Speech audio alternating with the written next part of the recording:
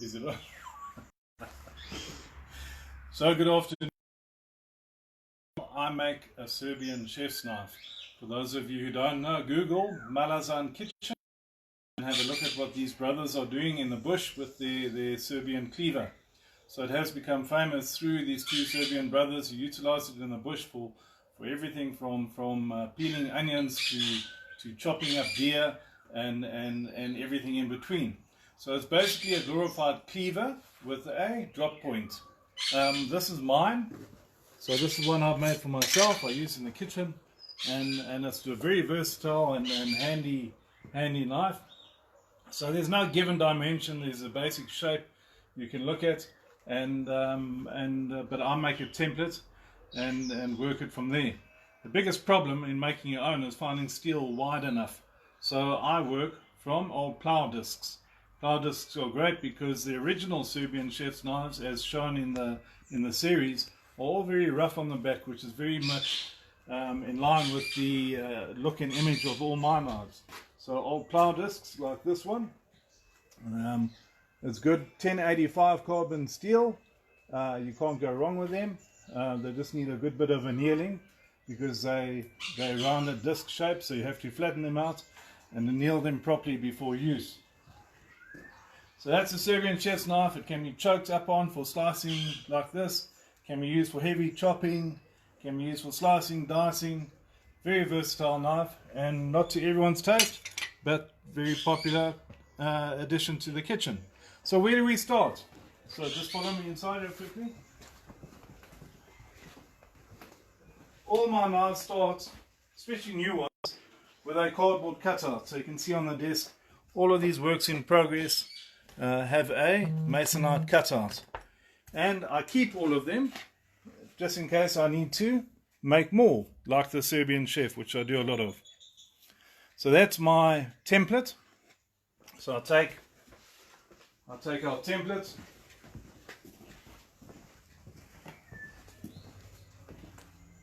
and we go to our selected piece of metal. So this is one I have been cutting a few blades out of. So if we look at our old plow discs, they normally taper down towards the edge through wear and tear.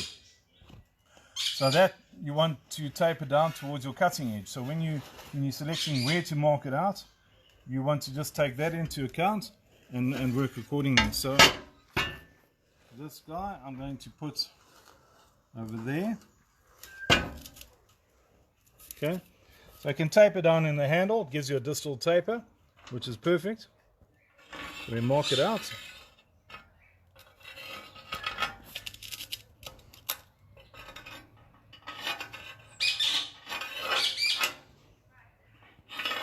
Just like so.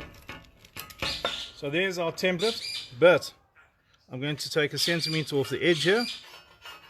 So that's my cut line, because I'm going to forge out the bevel. So as you forge that thinner, it's going to expand in that direction. So let's go cut that out quickly.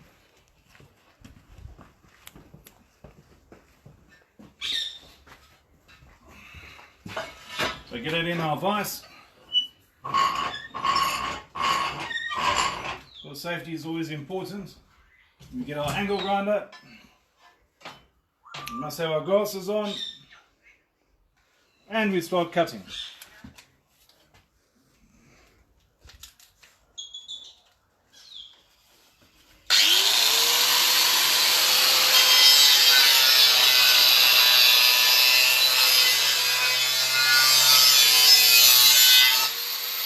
So I cut out, I get a nice good pre-form, and here one is.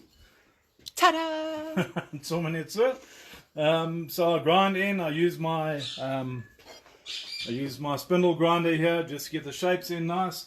So you get a basic good pre-form of what you're going to forge. So all that I need to forge here is the bevel and make it thinner. So I want that edge down to about 1 millimeter. So let's get it in the forge.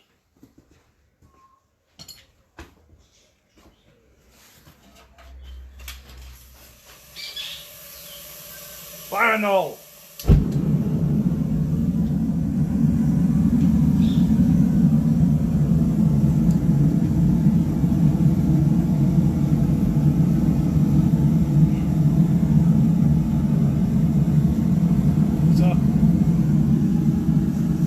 for that to heat up.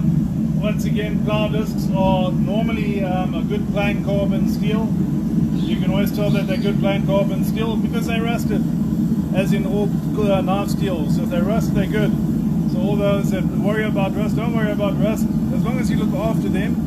This knife I've had over 2 years, and as long as you keep it nicely oiled in the kitchen.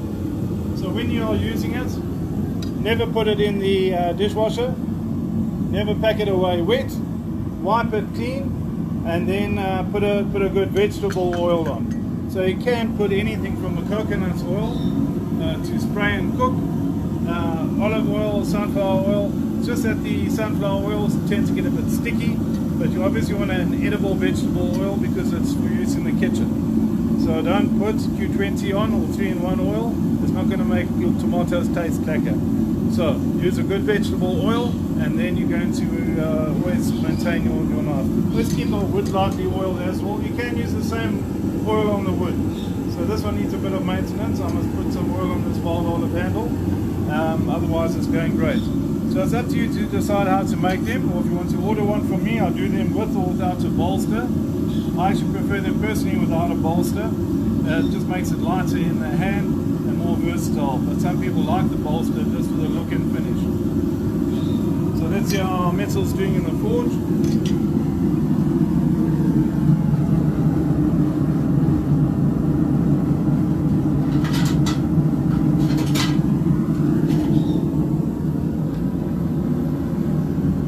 My favourite hammer for this type of work is my Hoffi hammer. This is got from Yuri Hoffi in Israel. It's a really good hammer for flattening things out. It's got a nice big wide face, and it's got a cross beam for drawing things out. So both of these you can use on the bevel of this knife. Did Yuri come here with a hammer? Sorry? Did Yuri come here with a hammer? Or did you get it from No, I got it from a visiting Israeli blacksmith. Okay, so when forging, as always, when forging bevels, I put the bevel in line with the flat edge of the handle, and we hammer down onto our bevel.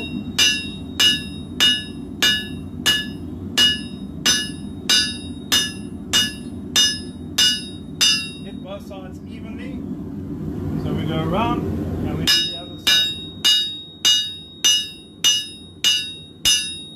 So you want to take this bevel about halfway up the blade. When do you put it back in the forge? Strike while the iron is hot, so don't hit it if there's no color in the steel. What you're going to do is you're just going to put stress in, it's going to crack. You can normally hear it because it starts ringing more when the metal is too so when it is hot, it's malleable, it's going to starts ringing more.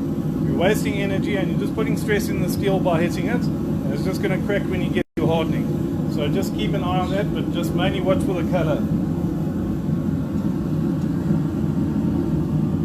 Okay, so back out again.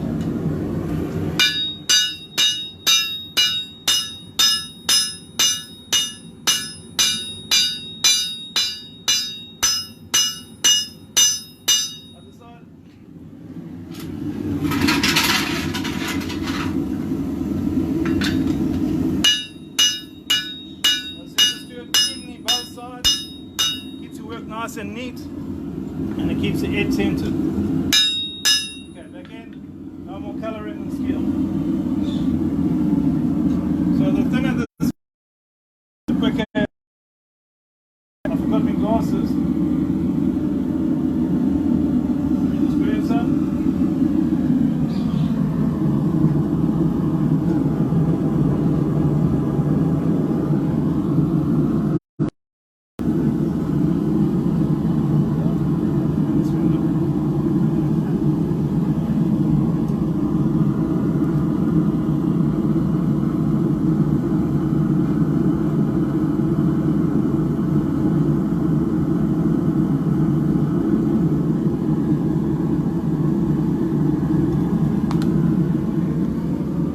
Back out again. So on this side again.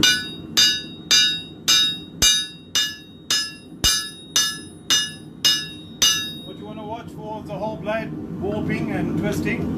every now and then just put it flat on the anvil, and you need to make sure you've got a nice flat surface on your anvil, and that's why I'm using this one. So now it's nice and flat. You can just keep it flat. Make sure it doesn't twist out of alignment.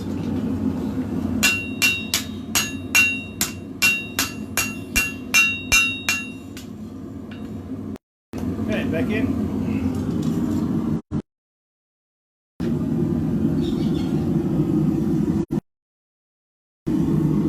So, as you see, the edge is getting thinner. So 1 or 2 more heats should do the job. So I'm going to hold it over there. I trust we're all well, looking after ourselves. A bit more heat.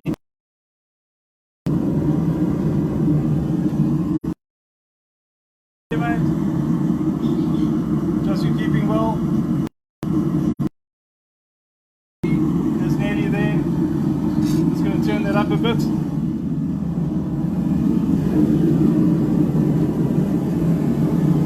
very noisy now.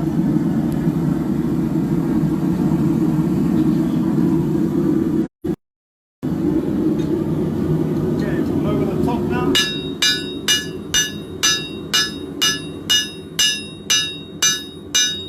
Other side.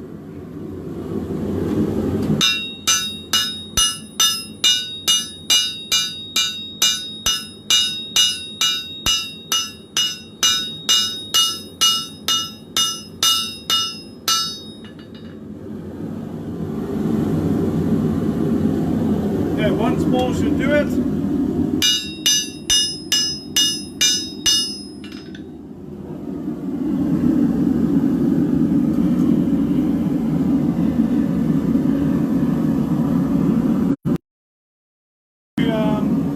Just watching now, if you've just been watching me on Facebook, I have uploaded all these videos to YouTube.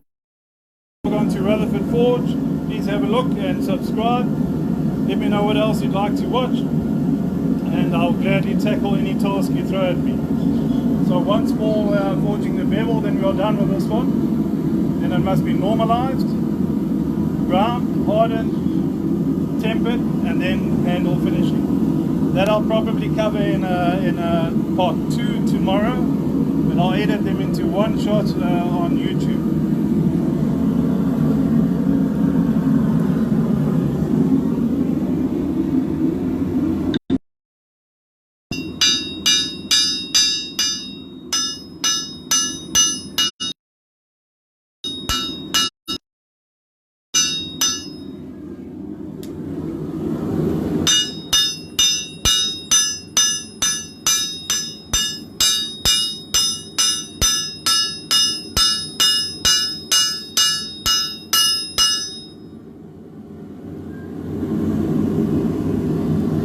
Checking for straightness now. The edge is about as thin as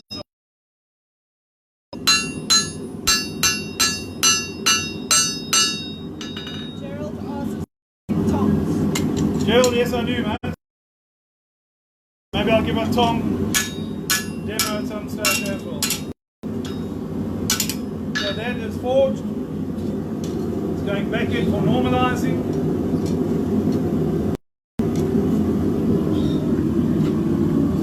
If you watch my heat treating video normalizing, let's go into forging color, then out again, then it goes back in until it's just turning orange, and then it goes back in until it's just turning red. It goes back in when the steel is black and not glowing anymore. So 3 normalizing cycles will do the job for you.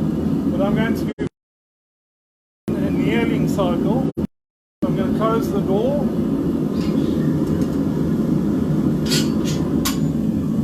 The metal's already hot.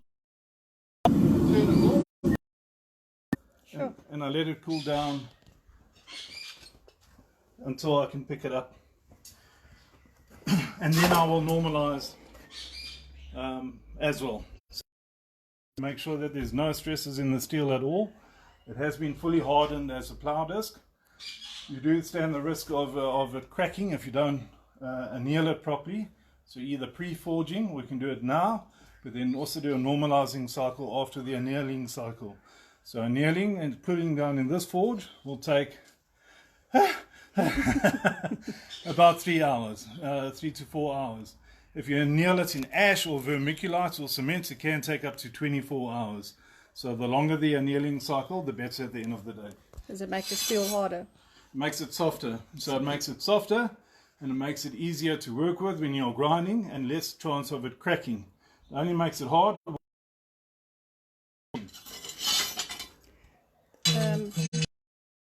Wolf jaw tongs. Can you quickly just show us the different types of tongs Okay.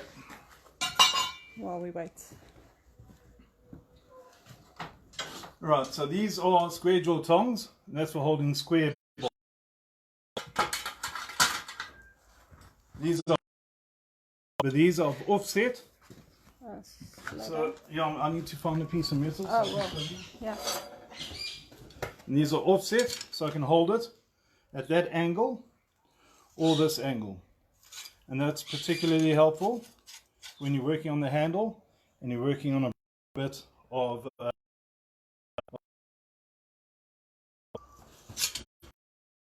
incidentally, they go in the water out of hand. They get very hot when you work with them. And I kind of forget them there overnight. Jaw tongs. So the theory is that you have these smaller points of pressure. When you grab them, give it a good squeeze, it's very unlikely going to move. To hold it. So in terms of that, you can hold it at. You are playing box jaws. Okay, so these. Which ones do you work with the most? These ones. Knife making the most, because blade. If it is wider, I go to the oblique ones and I hold it. But it is a good idea to have several so that you can tackle several different projects. I have these. These are very important because when you drop a blade, it's red hot. They pick up tongs, so you can pick it up off the ground. They're probably not made for that. I picked these up in an old shop, but that's what I use them for.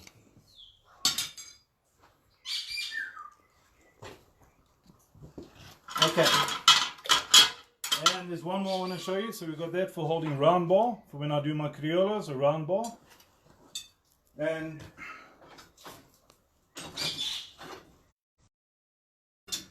I've taken one of those and I've adapted it to hold hammerheads. So it's a round bar tongs and I've just welded on a square bar there. So if we forge welding up together a ball peen hammer, forging to an axe, you hold it there, that part goes in the eye, and you can hold it and control it while forging out the hammerhead in. So those are the tongs I use most.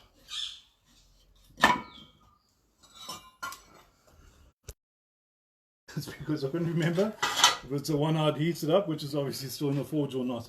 Right, so there's a forged one. It's obviously a bit out of shape now. So if we look, we want width.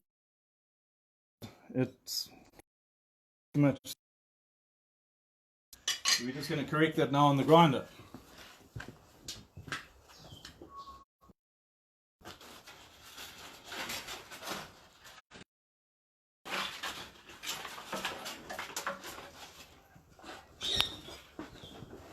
Just going to profile it here on this one. Fancy blade's not in the way. These are belts. We run them fast.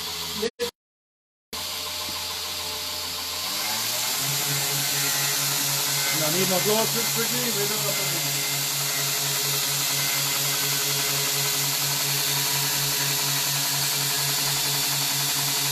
Okay. Let's go. So we want this edge nice and flat.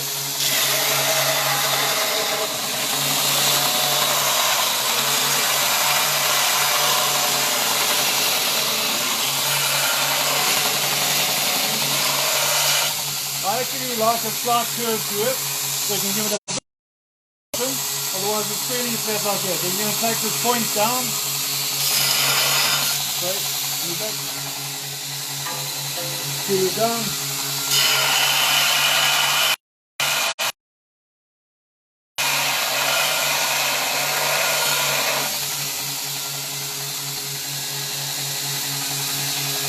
And I think that's good, so I'm going to keep it. I'm just going to smooth off that.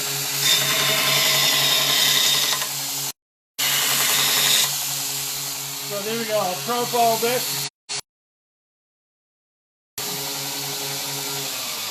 And if you can stand there, Lorraine, I'm going to show you the bevels. So I'm just going to clean off the bevels prior heat treating. And I watched Kerry Stagner of Baltimore Knife and Sword Company grinding this way, and I've done it ever since. So the vertical grind, clear the large area quickly. You can get that away from here.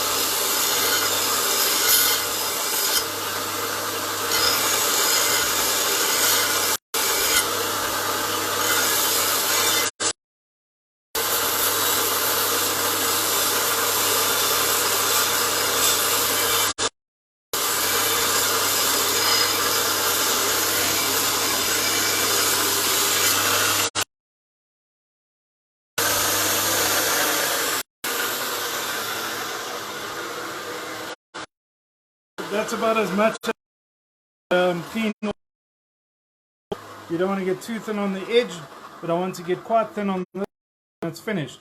So once I've cleaned off that side, we'll be down to 0.5 millimeter. Then I'm going to drill my holes for my handle. So I'm going to put a full piece of wood here rather than a bolster. Let it overlap there. So I'll drill my holes now, 3 holes. I use brass brazing rods for pins because they're easy to come by and available. And they are 3 millimeters, so 3 millimeter holes. Then I can harden this, temper it, and start working on this. Serbian chef's knife. Covered in episode number 2 tomorrow. Guys, thanks for watching. Any questions before I leave? That's my workshop sheriff and my forging helper. They are there to keep an eye on things. Adios, keep well, and I'll chat to you tomorrow. Bye-bye.